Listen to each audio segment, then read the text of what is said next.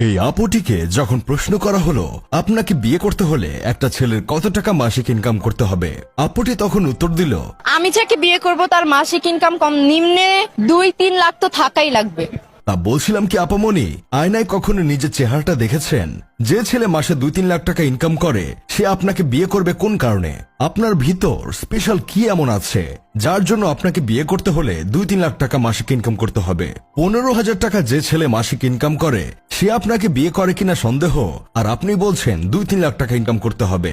অনেকেই হয়তো ভাবতে পারেন মেয়েটা কালো বলে আমি হয়তো এইভাবে তুচ্ছ-তাচ্ছিল্য করে বলছি, কিন্তু না রে ভাই, কালো বলে বলিনি, তার মন মানসিকতার জন্য এইভাবে বলেছি। প্রায় সময় অনেক মেয়েদের বলতে শুনি তাদের বিয়ে করতে হলে 2-3 লাখ এমনকি 5 লাখ টাকা মাসিক ইনকাম করতে হবে। তাহলে আমরা যারা অল্প টাকা ইনকাম করি তারা কি কোনো মেয়ে বিয়ে করতে পারবো না? আমার ভাই সহজ কথা, আমি মাসে 5 লাখ টাকা ইনকাম করলে বাঙালি মেয়ে কেন বিয়ে করব? আমি রাশিয়ান বিয়ে করব ভাইয়া, রাশিয়ান পরি।